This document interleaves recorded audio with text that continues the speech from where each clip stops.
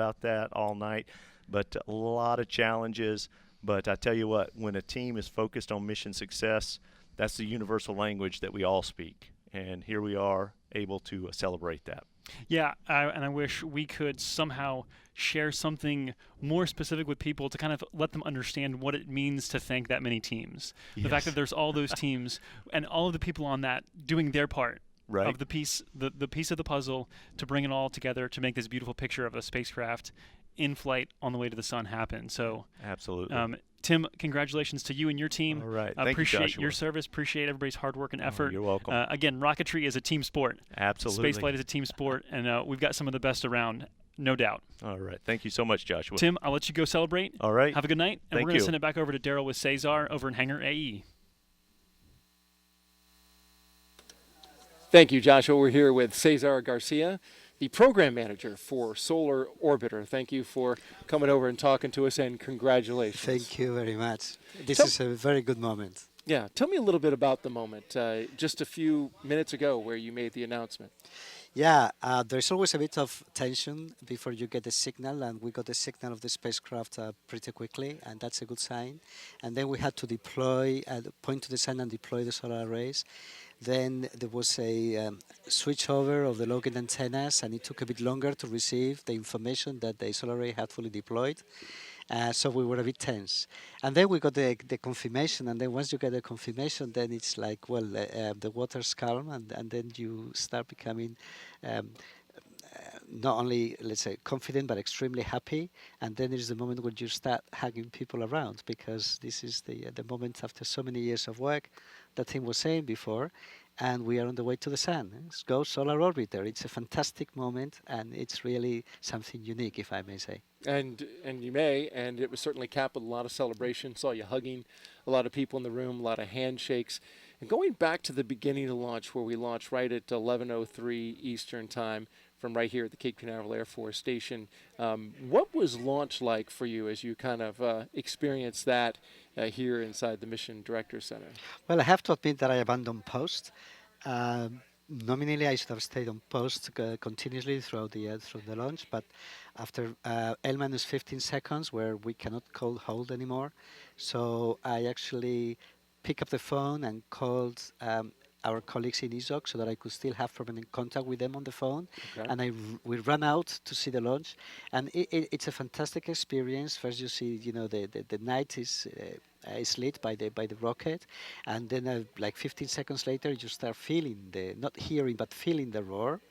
And then you see all the dreams, all the expectations going up in sky, and it was very clear sky. We could see it for very many seconds going southeast, and I don't know. It's difficult for me to describe it, but it's like, well, we're unstoppable.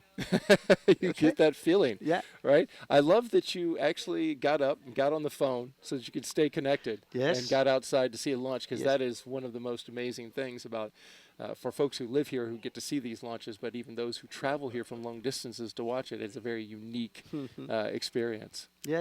It is. I mean, we've been here for a few months. We've been able to see some other launches before, but nothing compares to actually seeing yours Your when spacecraft. your spacecraft is going up, and then you see, as I said, the dreams and the expectations of so many people going up with the rocket and with the spacecraft in this case. Right. And it was fantastic to see it up, and then it was, of course, very interesting to follow the trajectory, also through the quiet moments during the coasting phase, and then the excitation of the end when there is the separation, and then you start getting the good signs that the separation was adequate, that the trajectory was adequate, that we acquired the signal, and then eventually that we have positive power on the spacecraft. Now the spacecraft is safe, it's pointing to the sun, and is quite robust now to the next days, where we'll start operating the various deployables and subsystems. Right, very good. And so you got a lot of work ahead of you, certainly, no Yeah. doubt.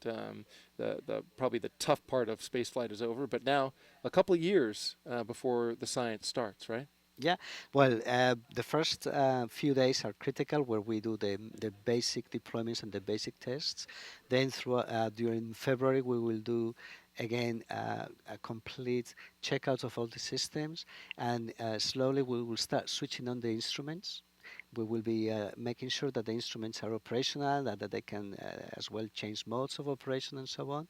And we expect to finalize this phase of testing in June, end of June. However, some of the instruments will start measuring immediately, but some instruments will wait a bit longer until the volatiles and the water will evaporate or sublimate from the spacecraft. But yeah, in 3 months we will be able to start taking science data. Oh, that's exciting. It is exciting. That early. Yeah, yeah. Oh, very good. I mean, we always say, well, we want to wait for 1.8 years until the perihelion gets closer. But I think our scientists will not wait. They will start immediately to take data, and I'm sure that they will start very early to learn from the sun. Fire up those instruments. You got it pointed at the sun. Absolutely. Let's start getting some data, right? Absolutely. Well, you're going to leave here certainly a changed person, right? Because I believe that you've got some kind of tattoo. Oh, yeah. You want to show that to? Yeah, I can show this. Yeah, that's a solar orbiter temporary tattoo. Temporary. It's a painless tattoo, and I think I will wear it with pride. Oh, very good. Don't wash it off for a long time. Well, I might have to take a shower one of these days.